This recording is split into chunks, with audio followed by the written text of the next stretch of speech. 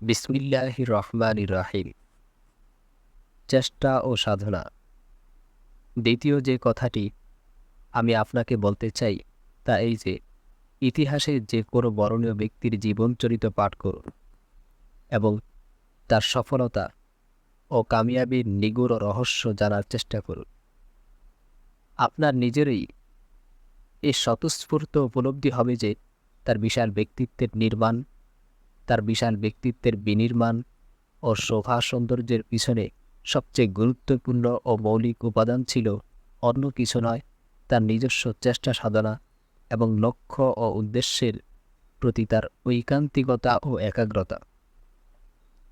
এ অমূল্য সম্পদ যদি তোমার না থাকে, তাহলে সুবিজ্ঞ ও সুপ্রাজ্ঞ শিক্ষক মণ্ডলী তোমাকে গড়ে তোলার যত চেষ্টাই করুন এবং সুনামধন্য শিক্ষা প্রতিষ্ঠান তোমার উন্নতির জন্য যত উদ্যোগ আয়োজনই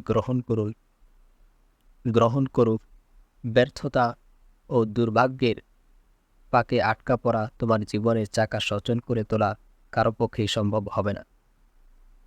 যিনি গড়ে উঠেছেন এবং আপন কীর্তি ও কর্মে প্রজ্জ্বল হয়েছেন, নিজের চেষ্টা সাধনা ও পরিশ্রমের বিরাট বিনিয়োগের মাধ্যমেই হয়েছেন। অলস, কর্মবিমুখ ও নিশ্চেষ্ট মানুষের জন্য সাধনার এই পৃথিবীতে কোনো স্থান নেই। নিঃসন্দেহে আল্লাহর তৌফিক ও মদদই হল সফলতার প্রথম শর্ত, কিন্তু আল্লাহর অনুগ্রহ তো তাদেরই জন্য যারা মেহনতের পর দোয়া করে।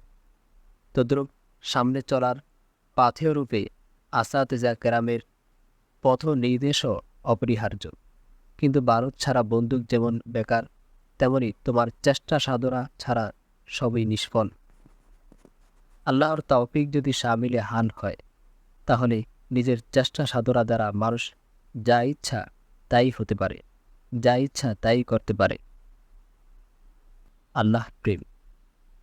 তৃতীয় ও শেষ যে কথাটি আমি বলতে চাই তা এই যে, মানুষের কর্তব্য হল যে উদ্দেশ্যে তাকে সৃষ্টি করা হয়েছে সে সম্পর্কে সর্বদা সজাগ থাকা।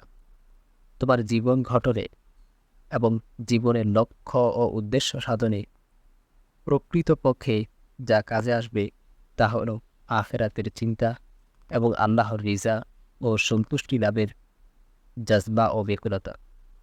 বলা বাহুল্য যে, আল্লাহর প্রতি প্রেম ও আত্মনিবেদনের প্রাণ ও রূহ যদি মানুষের ভিতরে না থাকে, তাহলে মানুষ যত বড় লেখক, সাহিত্যিক ও বাগ্মী হোক না কেন, যত বড় মুফাসসির, মুহাদ্দিস ও ফকিহ হোক না কেন, এই মহাসম্পদ থেকে সে মাহরুমই থেকে যাবে। হতে পারে কিছু দিনের জন্য বিমুগ্ধ মানুষের করতালি ও বাহবা সে পেল এবং কিছু স্তুতি ও সুখ্যাতি ভোগ করল, কিন্তু এর বেশি কিছু প্রাপ্তি তার কিসমতে নেই। হাকিকতে যে জিনিস তোমার কাজে আসবে তা হলো আল্লাহর ভয়, আখিরাতের চিন্তা এবং আল্লাহর রিজা ও সন্তুষ্টি লাভের চেষ্টা। মাওলানা ফজলুর রহমান গঞ্জে মুরাদাবাদী রাহিমাহুল্লাহ এক তালিবে ইলমকে জিজ্ঞাসা করলেন, কি পড়ো? সে বলল, তর্কশাস্ত্রের কিতাব কাজী মোবারক পড়ি।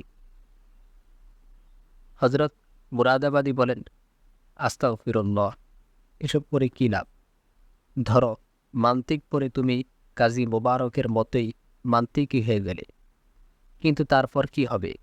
কাজী মোবারকের কবর খুলে দেখো কি তার অবস্থা। আর এমন কোনো কবরের সামনে দাঁড়িয়ে দেখো যার ইলম তেমন ছিল না, কিন্তু আল্লাহর সঙ্গে সম্পর্কের দৌলত ছিল। দেখো সেখানে আনোয়ার ও বারাকাতের কেমন পায়জান ও উচ্ছলতা।